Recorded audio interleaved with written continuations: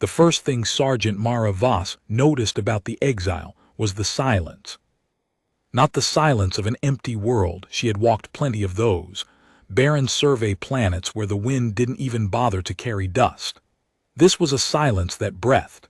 It sat behind the hiss of her suit's recycler and the soft crunch of her boots on black glass soil, patient and aware, like something enormous holding its breath and deciding whether to let it go.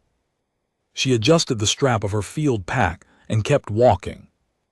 The Threshold world had no official name in the Alliance cartography database, just a catalog number, 7 Theta 44, and a single line of survey notation: uninhabited, geologically stable, 0 resource value. She checked that entry twice before jumping from the Haverson. The problem with Alliance surveys was that they were conducted during daylight cycles only. Whoever had stamped 7 Theta 44 as 0 value had never been here past sundown. She knew that because she'd been here past sundown now twice, and the things she'd heard moving in the dark beyond the perimeter lights of her shuttle were not geological. She was 4 days into the assignment. The official parameters were clear. Radio survey, geological sampling, confirmed 0 resource value, returned to the Haverson by 1800 standard. She had her samples. She had her survey data. She could be back at the shuttle in 6 hours if she turned around now. She crested a ridge of fused obsidian and stopped. Below her, the valley stretched wide and flat, lit by the gray half-light of a sun that never quite committed to rising or setting on this part of the planet. The sun on 7 Theta 44 was a sullen thing, low on the horizon for most of the day's cycle, reluctant and yellowish, like a fire that was technically burning but had given up on ambition. It gave enough light to see by. It gave almost no warmth. She had stopped noticing the cold 3 days ago, which either meant she had adapted or she had lost track of her core temperature, and she was choosing to believe the former. In the center of the valley, perhaps 3 kilometers distant, a structure rose from the black plain. She stood still for a long moment and looked at it. She had logged it on day 1 as a geological formation, an igneous extrusion, she'd written in her field notes, consistent with subsurface pressure events common to tectonically active classifications. She had written that because the alternative was writing what it actually was, and writing what it actually was would have meant either reporting it or not reporting it, and she had not yet decided which. It was a fortress. Deliberate, massive, built from the same glassy black stone as the terrain around it, so that at certain angles it seemed to grow from the earth rather than rest on it. Towers at each corner, their tops intact on 3 sides and partially collapsed on the 4th. Walls running in a rough hexagon, the faces worn smooth by what must have been significant atmospheric erosion, meaning old. Very old. Or old-seeming, which was not the same thing. At the center of the structure, a great hall whose roof had partially failed but whose walls still stood, still defiant, still reaching for a sky that offered them nothing but cold. The banner above the gate had faded beyond recognition, but the shape of it still held a long, jagged tier of cloth, 3 meters of it at least, snapping in a wind that moved too purposefully to be natural. She should have turned around. The mission parameters were clear. The mission parameters had been clear for 4 days, and she had been extending her survey radius incrementally in the direction of the valley for 4 days, and she was done pretending she was going to stop. She started down the ridge toward the fortress. Mara had a specific kind of stubbornness, the kind that had gotten her through the Karesh Corridor campaign, through 2 years in a prisoner of war facility on Outer Dawn, through the tribunal that had called her unfit for command after the Dawn breakout, and the things she'd done to make it happen.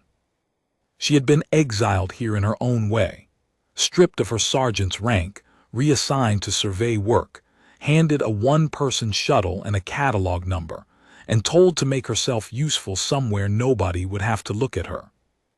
The tribunal had been very polite about it. That was the thing about being politely discarded. The politeness made it easier for everyone else to sleep. She had spent considerable time since the decision trying to identify what it did for her, and she had not yet found an answer that satisfied her. The rock beneath her boots was the color of old ink and rang faintly when struck, hollow sounding, as if the surface were a skin stretched over emptiness. She moved carefully, not because she was afraid of the terrain, but because she was watching the fortress and not the ground, and the fortress was doing something that she needed to keep watching. It was giving off heat. Not much. Her suit's sensors had been picking up the anomaly for 2 days, which was another thing she had redacted from her official survey data without quite deciding why. A low, periodic thermal signature, consistent with fire, consistent with something burning inside the walls, controlled and regular, banked and maintained. 0 inhabitants. She reached the valley floor and crossed it without stopping. The gate stood open. The mechanism that had once controlled it, a counterweight system of truly remarkable engineering, she noted with the part of her brain that had been a soldier for 17 years and never fully stopped, had corroded at one joint and seized, locking the gate in a permanent state of invitation. She touched the metal of it as she passed through. Cold. Old corrosion, green-gray and thorough, nothing recent. The gate had been open for a long time. Someone had stopped bothering to close it. She passed through the gate and into the courtyard beyond.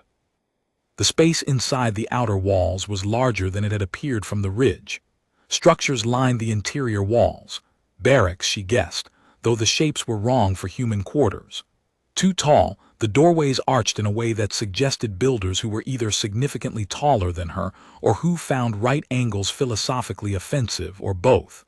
Equipment lay in the courtyard in rows, not abandoned in panic, not scattered by some urgent departure, but stacked, sorted. Left by someone who had intended to come back, or by someone who had been making sure everything was in order before they didn't. There was a particular quality to tidily arranged ruins that mess of flight ruins lacked. The mess of panic was easy to read and easy to file. The neatness of deliberate ending was harder. It suggested someone who had taken the time, someone who had cared about what came after. At the center of the courtyard, a well. She didn't need the water. Her suit's recycler could run another 40 hours, but she stopped at the edge of it anyway and looked down. She could see the surface 12 meters below, dark and still, no shimmer of sky reflected in it because the sky here offered nothing worth reflecting. The stone lip of the well was worn smooth at the top, worn by hands, by repetition, by daily use over a long span of time. She ran her fingers along it and found what she was looking for almost immediately, carved into the stone, deliberate, deep, a handprint. Large enough that her palm fit inside the impression with room to spare. 5 fingers, the nails carved in, sharp and precise. She was still crouching at the well, tracing the outline of the carved nails, when the voice came from behind her. "You shouldn't be here." It was low and careful. The consonants were shaped around teeth that weren't quite arranged the way human teeth were, slightly different resonance in the sibilants, the stops coming from a different place in the mouth. The words themselves were Alliance standard, technically perfect, the kind of precise correctness you got from someone who had learned the language from text rather than speech, who had never quite heard how a human would run the sentences together. Mara did not reach for her sidearm. She had left the safety off since entering the gate, and her hand was already 4 centimeters from the grip. And the decision she'd made before she touched the well was that she was going to hear the sentence out before she did anything else. She stood slowly and turned. The being standing 20 meters away was female. Mara filed that impression first, before anything else, the way a soldier files threat assessments, starting with the most critical variable. Tall. 2¼ meters minimum, with the build of someone who had been that height their entire adult life and had never needed to compensate for it. Gray-green skin, deep and uniform, darker in the hollows of the cheeks and the shadows under the jaw. Eyes the color of old amber, set deep, with a particular quality to the pupils that caught the weak light and held it rather than letting it pass through. She wore the remnants of armor. That was the word for it, remnants, because what had once been a set of serious military equipment had become something repaired and re-repaired and maintained past the point where the original was still fully present. Chest plate in cracked black ceramic, the cracks sealed with some kind of resin that had dried darker than the original material, creating a faint map of old damage across her sternum. Pauldrons that no longer quite matched each other, one clearly original, one clearly salvaged from something else and adapted to fit, the color difference visible even at 20 meters. Boots of a leather that might have been several different things stitched tight over composite plating, the stitching recent, neat, done by someone who had done that exact repair many times. Her tusks were small for her species. Mara had encountered Volkai in the Karash campaigns, had been a prisoner of the Volkai military on Outer Dawn, had spent 2 years learning to read Volkai body language at a level of accuracy that had kept her alive when nothing else had. She knew what Volkai tusks usually looked like on a mature female, pronounced, often adorned, a significant signifier of status. These were smooth, unadorned, the tips slightly worn, as if the habit of grinding them had been slowly erasing them. A scar ran from the outer corner of her left eye to just below the jawline, old, faded to silver, deep enough to have been serious when it was made. In one hand, she held a weapon that looked like a crossbow had been redesigned by someone who had access to significantly better materials than crossbow makers typically worked with. She was not aiming it at Mara. She was holding it the way that soldiers hold weapons when they have held them for so long that holding them has stopped feeling like a choice and started feeling like the natural state of the hand. "You shouldn't be here," she said again. "So I've been told," Mara said, "about a lot of places." The silence stretched. The banner above the gate snapped once in the purposeful wind. The Volkai studied her with those amber eyes, and Mara had the sensation of being assessed the way field commanders assess situations, not looking at her exactly, but looking at what she represented, what she meant, what consequences she was the opening of. "How many ships?" the Volkai asked. "One survey shuttle, just me." A pause. "You are lying." "I'm not," Mara said. "I'm actually quite bad at it. I've been told it's a character flaw." She paused. "There's no one here who can confirm that, but the claim stands." Something moved in the amber eyes. Not warmth. Something that recognized the shape of a joke even in a language not its own and noted it, and was not sure what to do with the noting. "Come inside," the Volkai said finally. She turned and walked toward the great hall without looking back to see if Mara would follow. Mara followed. The inside of the great hall was less ruined than the exterior suggested. The collapsed section of roof had been shored up with timber struts, the timber sourced from somewhere. She noted this and filed it as a data point about range and resourcefulness. The debris from the collapse had been cleared and stacked along one wall, and salvaged flat material had been laid across the uneven floor to create stable walking surfaces, creating a kind of internal path through the space. A fire burned in a hearth built inside what might once have been a ceremonial font, the smoke rooted up through a deliberate gap in the surviving roof by a carefully arranged system of baffles made from repurposed components she could not immediately identify. The fire was well managed, small, efficient, giving heat without waste. Along one wall, shelving, built from salvaged material, loaded with food containers and water stores and equipment in various states of repair. The organization was precise, categories maintained, items accessible, the kind of inventory management that happened when someone lived alone with things and needed to know exactly where everything was in the dark or in a hurry. Along the opposite wall, a sleeping area, a writing surface covered in pages of dense script she didn't recognize, and a crate. At the far end of the hall, against the last remaining intact wall, a crate roughly a meter square and a meter deep. Solid material, sides reinforced, ventilation holes punched at regular intervals in the top and upper sides. Not the ventilation of something stored, the ventilation of something living. From inside the crate, the sound of breathing, very small, very controlled, the breathing of something sleeping lightly, something that had learned to sleep quietly. Mara looked at the crate. She looked at the Voakai, who had set her weapon against the wall and was watching her with an expression that was very carefully nothing at all. "How old?" Mara asked. The Voakai said nothing. "I was a mother," Mara said. "For a while. I know the sound of a child trying to be quiet from about 30 meters.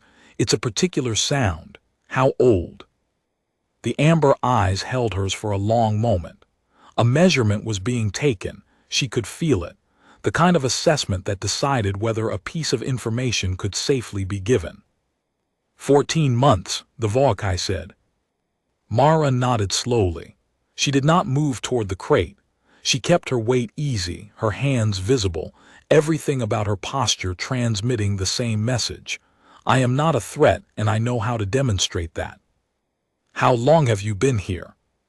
8 years. Before the... She stopped, reorganized. Before the war ended. Yes, the Voakai said. Before. The war between the Voakai Compact and the Human-Aligned Alliance had lasted 11 years and ended in a negotiated settlement that the Alliance called a peace treaty, and the Voakai called a forced capitulation. Both sides technically correct and neither side particularly wrong. 3 years into the post-war period, a faction within the Voakai's own ruling apparatus had declared the settlement void and launched a coup attempt. Underfunded, poorly coordinated, sustained by conviction rather than competence, and ultimately unsuccessful in every practical sense. It had failed spectacularly and expensively, and it had taken lives on both sides when it fell, some of them combatants and some of them people who had simply been in the vicinity of the wrong decision at the wrong time. The coup's ringleaders were dead or imprisoned. The investigation afterward, thorough, punitive, conducted by a combined tribunal that was supposed to demonstrate post-war unity, but had, in practice, demonstrated the Alliance's considerable talent for constructing satisfying examples, had cast a very wide net. Wide nets caught the things they were aimed at. They also caught other things. Mara looked at the crate. She thought about wide nets. She thought about 14 months and 8 years, and a mother who had left her equipment outside in orderly rows and shored up a failing roof with timber. She had sourced herself from somewhere beyond the valley. "What is the child's name?" she asked. "In your language," the Voakai said carefully, "the nearest translation is Ember." "And yours?" The Voakai looked at her for a moment. "I had a name," she said. "I have not used it in 8 years. Names can be traced." "Then I'll call you what I think you are," Mara said, "until you tell me otherwise." "And what do you think I am?" Mara looked around the hall, the repairs, the stores, the ventilated crate. The pages of writing on the desk, dense and careful, which she now suspected were not a journal but a history, something meant to be read by someone who came after. She thought about the well with its carved handprint. She thought about the orderly rows of rusting equipment outside, left not in panic but in order, as if someone had wanted it to be findable. "Surviving," she said. "I'll call you Veer until you decide otherwise." Veer said nothing for a moment. Then she moved to the fire and picked up a metal cup that had been sitting at the edge of the hearth, and she lifted a container from beside it and poured something dark and steaming into the cup and held it out. "Tea," she said. "The plant it comes from is not what the word implies, but it is warm and it does not harm you. Those are the relevant properties." Mara took the cup. She sat down on the salvaged flooring near the fire. After a moment, Veer sat down across from her. They sat in silence for a while, Mara cradling the cup of something that tasted like charred pine and mineral water, but was, she had to admit, warm, and Veer watching the fire with the patience of someone who had learned that patience was not a virtue so much as a survival strategy, something you practiced the way you practiced rationing supplies. Not because you wanted to, but because the alternative was worse. After a while, the crate moved. A small sound from inside it, not distress, something exploratory, the sound of something waking from light sleep and beginning to assess the immediate environment. Then, the lift of the latch from inside, which meant the latch was accessible from inside, which meant it had been designed or modified to allow exit from within. Mara noted this too. Someone had made sure the child could get out. The lid lifted. Small hands appeared on the edge of it, gray-green, the nails small, the fingers with that particular slightly different proportion that Voakai digits had, the joints spaced slightly differently from human joints. The child hauled herself upright against the crate wall, and her face appeared. Amber eyes, enormous and completely awake, fixed on Mara immediately. The tusks were just beginning to show, tiny, barely visible, more suggested than present. Her hair was the same deep gray-green as her skin, short in rough order. She stared at Mara with an expression that was operating somewhere between curiosity and challenge. The expression of someone who was going to decide what they thought about this new variable in their environment and was taking their time. Mara stared back, careful not to look away and not to look aggressive, holding the eye contact in the way she'd learned to hold it with Voakai, steady, even, not submissive and not dominant, just present. Veer said something in Voakai, low and even. The child looked at her mother, then back at Mara, then held out one hand. In her palm, a small dark stone, almost perfectly round. The surface worn smooth in the way that stones get worn when they've been carried and handled for a long time, the edges erased by the specific friction of small fingers worrying at them. "She is offering you something," Veer said. "It is polite to accept." Mara reached across the space between them and took the stone from the small palm. It was warm from the child's hand. It was not a random piece of gravel. It was a kept thing, a chosen thing, something that had been carried because it was good to carry and was now being given because that was the appropriate action in this specific moment. "Thank you," Mara said. Ember, she was going to be Ember in Mara's mind from this moment forward. There was no avoiding it. Sat down on the flat flooring between them and began immediately pulling small pieces of material from somewhere inside the crate and arranging them in front of her. The activity had a clear intentionality. She was building something. Pieces placed in relation to each other, adjusted, replaced when the angle was wrong. The structure that emerged had clear architectural logic, even at this scale, even in the hands of someone 14 months old. Mara watched the structure take shape. She recognized it before Ember was finished. The outer perimeter, the towers at the corners, the central hall. She looked at Veer. Veer was watching Ember with an expression that Mara had no single word for. It contained things she recognized. Love was in it, and the specific particular terror that comes with love, and the exhaustion that comes from maintaining both of those things for a long time. But it also contained something else, something that was harder to name. The expression of someone who is looking at the only thing they have managed to protect completely and knows, with absolute clarity, that complete protection cannot last, and looks anyway, as hard as they can, as long as they're able, as if looking hard enough is a form of holding. Mara had worn that expression once. She knew what it cost. "Tell me," she said quietly. Veer's eyes moved to her. "Not all of it, just enough that I understand what I'm looking at." Veer looked at the fire for a long moment.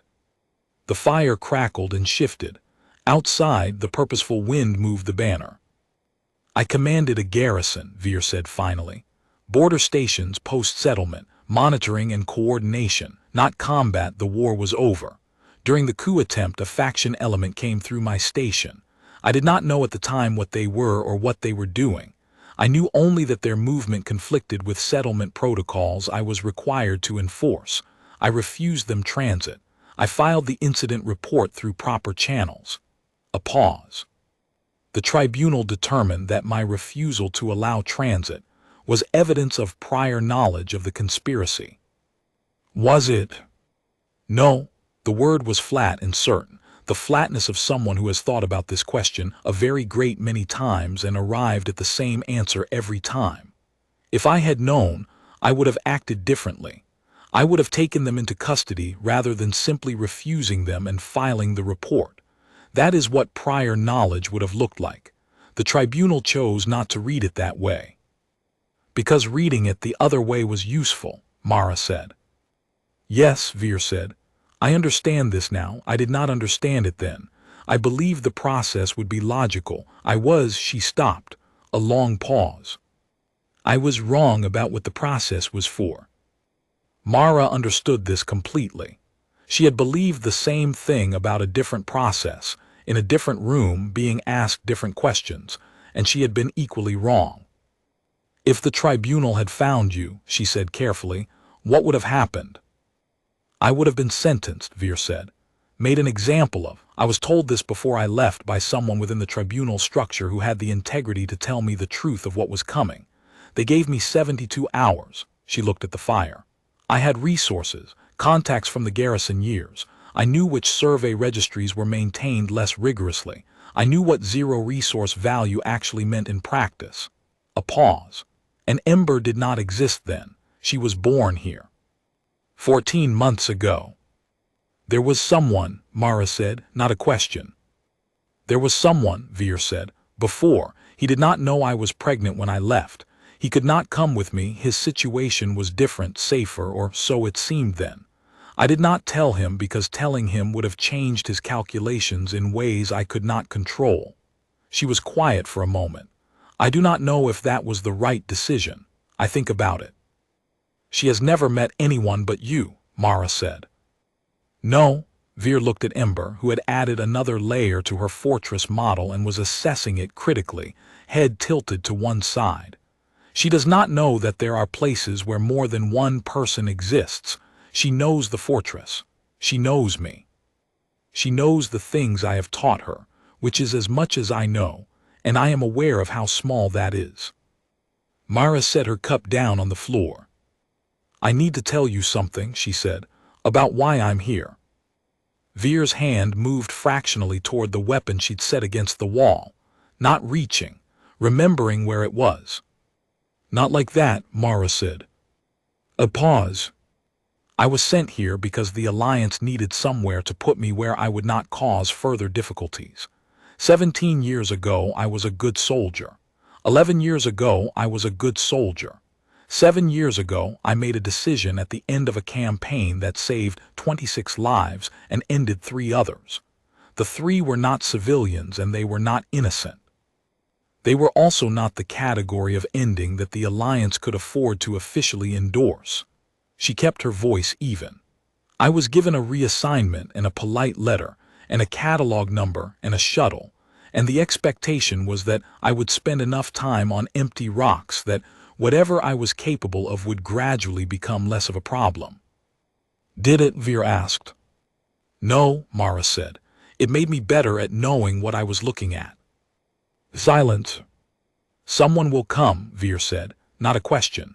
Not even a fear, the flat statement of something that had been known for a long time and lived with accordingly. Eventually, a more thorough survey, a resource reassessment.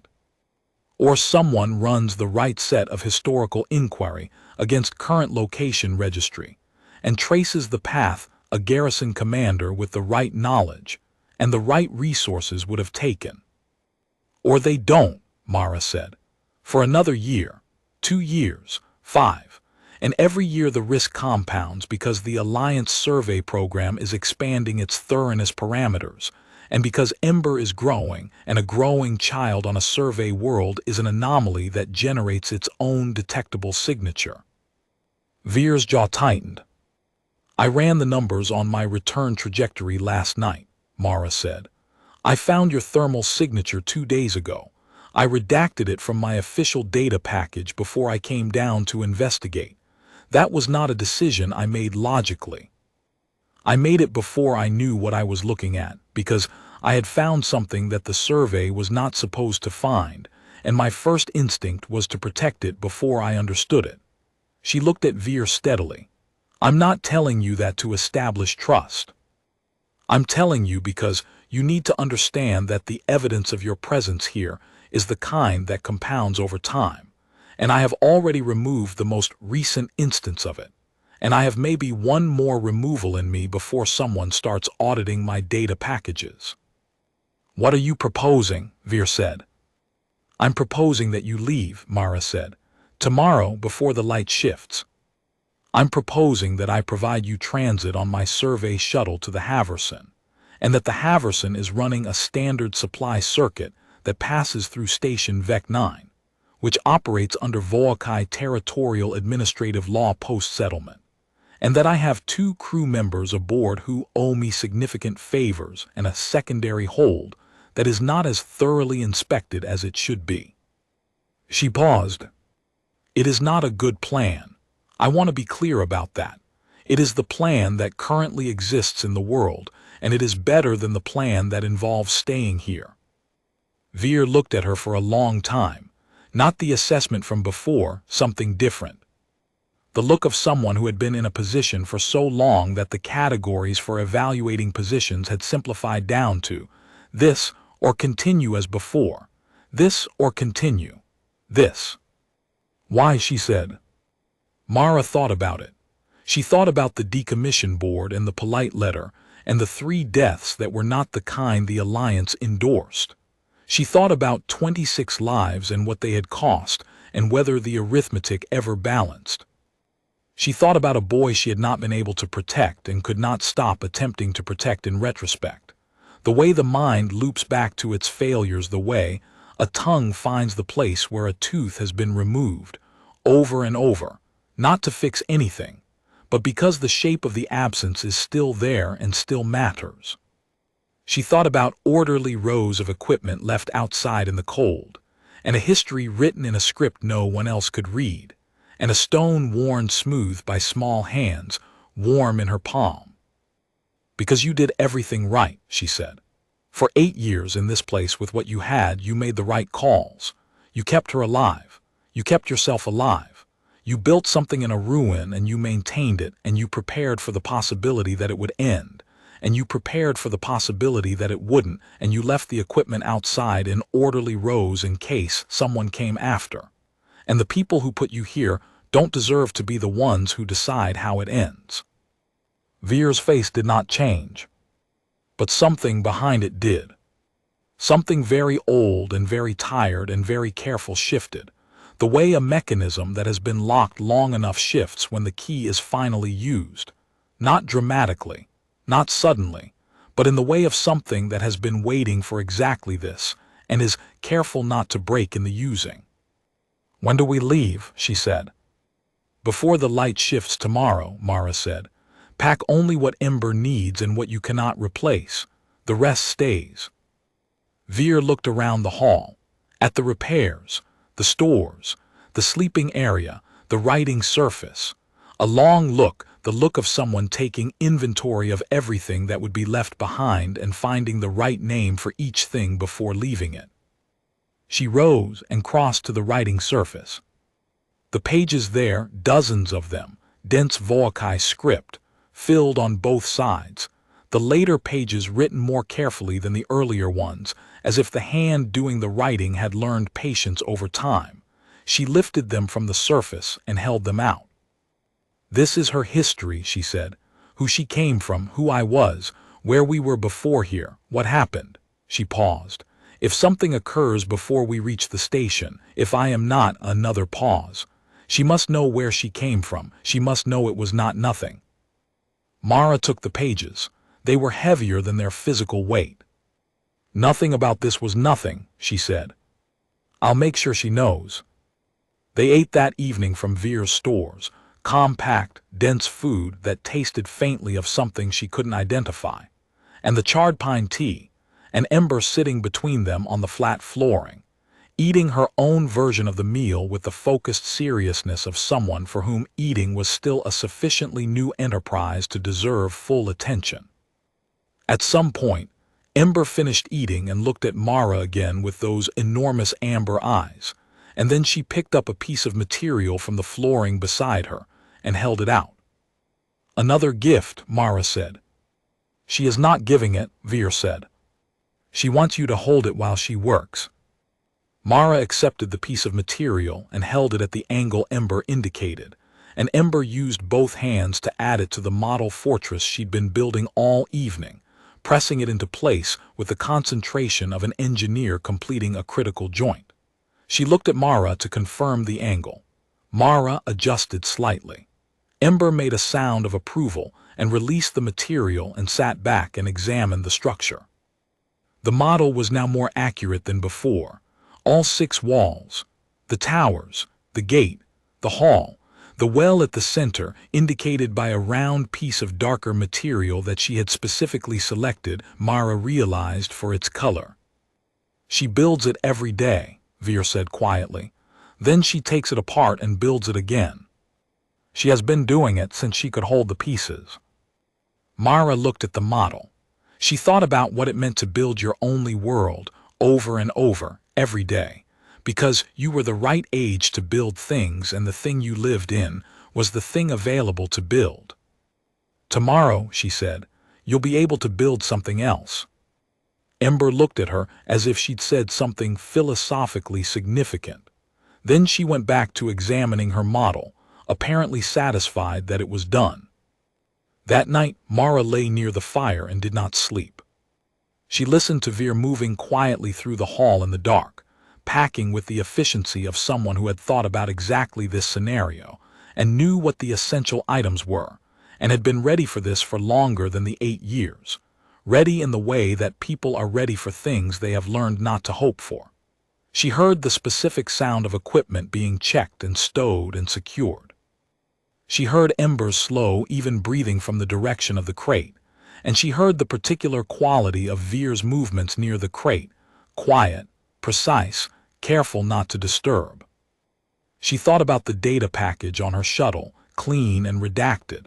7 Theta 44, confirmed uninhabited, 0 resource value, geological survey complete. She thought about the Haverson supply manifest and the secondary hold and the 2 crew members whose names she was already composing arguments around.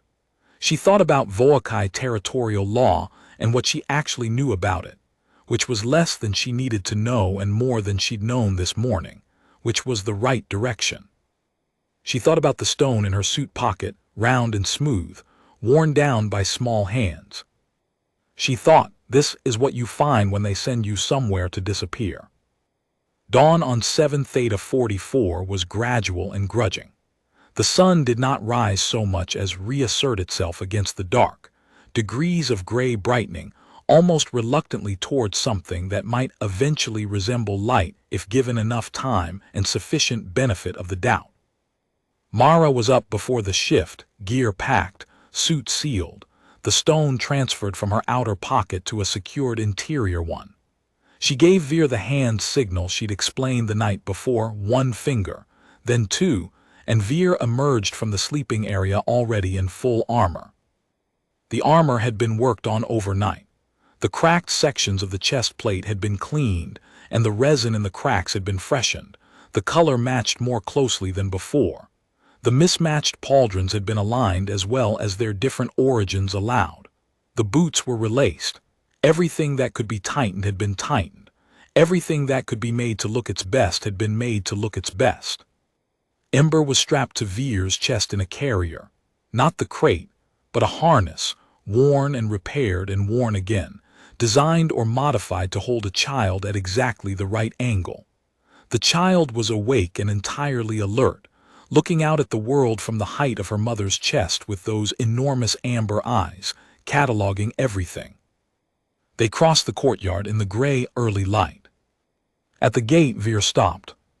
She turned and looked back at the fortress, the walls, the hall with its shored-up roof, the well with its carved handprint, the orderly rows of equipment outside the barracks doors. She looked at it with the specific quality of attention you give something when you are committing it accurately to memory, when you want the version you carry to be right, not idealized, not diminished, but exact. Because you may not see it again, and the exact version is the one that matters. Mara waited. She had learned, in 17 years of being a soldier and several years of being a person, that there are moments that require waiting and moments that require action, and that the discipline to know the difference is harder than most of the other disciplines. It was not nothing, Veer said quietly. Not to Mara, to the fortress, to the 8 years, to the thing she was leaving behind and the person she had been inside it. No, Mara said. It wasn't. They walked through the gate and across the black plain toward the ridge. The shuttle was where Mara had left it, tucked into a rock formation 3 kilometers north, the camouflage of its landing having been significantly assisted by the natural bleakness of the terrain. She ran the pre-launch check while Veer settled Ember into the second seat, with the focused competence of someone who had never operated this specific equipment before and was not going to allow that to be a problem. The straps were assessed and adjusted. The angle of the seat was evaluated.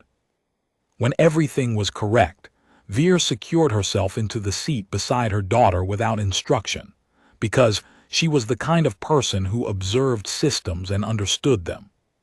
The official data package sat in the shuttle's relay buffer. Clean.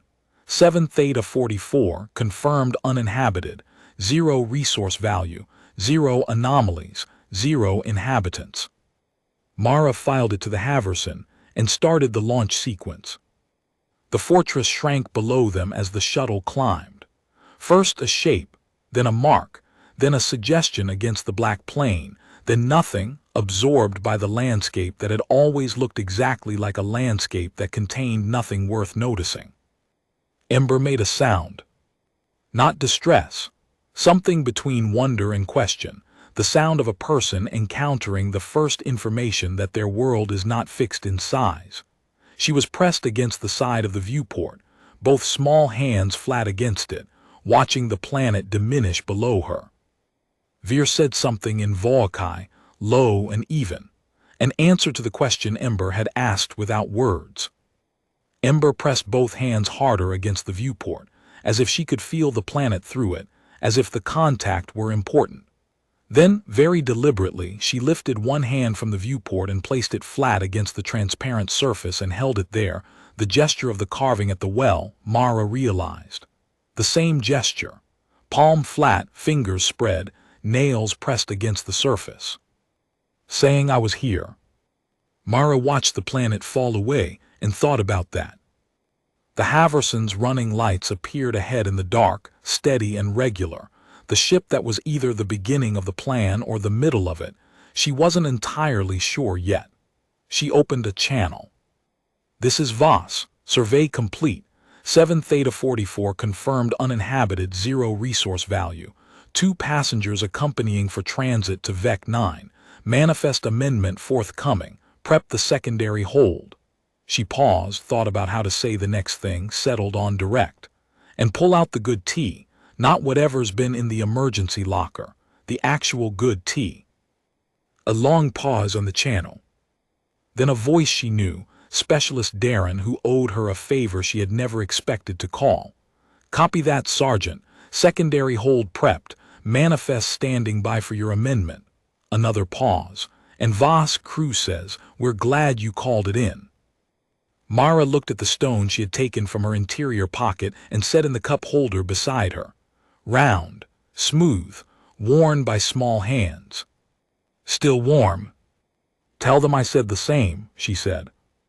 They docked 20 minutes later, the Haverson's Bay accepting the shuttle in the slow, careful way of ships that had done this enough times to take it seriously. The airlock cycled. Mara went through first, then turned and held out her hand, not because Veer needed the assistance, which she demonstrably did not, but because it was the kind of gesture that carries meaning even when no practical requirement exists. Veer looked at the hand. She took it. They stepped through the airlock together, and the door sealed behind them, and 7 Theta 44 was on the other side of it. Uninhabited, 0 resource value, just a catalog number in a data file that no one was going to look at twice. The corridor of the Haverson was lit in standard operational lighting, the recycler humming, the distant sounds of crew movement in adjacent sections. Ember went completely still against Veer's chest, and then she went in the opposite direction from still. She went taut, alert, eyes moving rapidly from light source to the sound of the recycler, to the texture of the corridor walls, to Mara, to Veer, to Mara again. She said something in infant Volkai, rapid and emphatic. "She is asking," Veer said, "if there are more." Specialist Darren appeared at the far end of the corridor, 2 cups in hand, and stopped when he saw Veer. His face moved through several expressions in rapid succession. Then he looked at Ember, who was looking at him with the full intensity of her enormous amber eyes, and his face settled into something simpler. "Hello," he said, in the careful way of someone who has remembered, just in time, how to speak to something very small. Ember looked at him for a long moment, then she looked at Mara. Mara nodded once. Ember looked back at Darren and held out one hand. It was empty. She had given the stone away. She was offering the empty hand anyway, open-palmed, the gesture of someone who has nothing left to give and is still extending what they have. Darren crossed the corridor, crouched down to her level, and took her hand with both of his. "There's tea," he said, looking up at Veer. "The actual good kind." Veer looked at him for a moment. Then she looked at Mara. There was something in the amber eyes now that had not been there in the fortress, something that was not yet named and was not yet safe, but was, for the first time in 8 years, possible. The first evidence of something that might become, given enough time and enough corridors with enough people in them, something like belonging.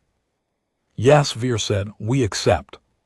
Station Vec 9 was 3 supply stops away, and several conversations about Volkai territorial law away, and the Manifest Amendment was going to require creative writing of the kind she was better at than anyone gave her credit for, and the secondary hold was going to be more crowded than it had been designed for, and none of this was going to be simple. None of this was going to be simple. Mara picked up the stone from the cup holder where she'd left it and put it back in her interior pocket, the secured one, where it would be safe, and where she would feel it against her when she sat down to write the creative manifest and argue the Volkai territorial law case. She did not quite know well enough to argue. She thought inconvenient. Yes, she had made her peace with inconvenient a long time ago. She thought about 26 lives and 3 deaths, and the arithmetic of decisions made in bad places. She thought about a decommission board and a polite letter and a catalog number and a shuttle. She thought about what happens when the people who have the authority to decide that you are done deciding you are not, in fact, done. She thought surviving, yes.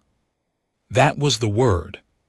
They were all of them in their different ways still here, still moving, still deciding what came next, in a corridor that went on ahead of them toward a station that was not the core and not safe, but was a place where things could begin. Outside the Haverson's hull, the dark between stars was exactly as vast as it always was. They were moving through it. That was the part that mattered. That would do.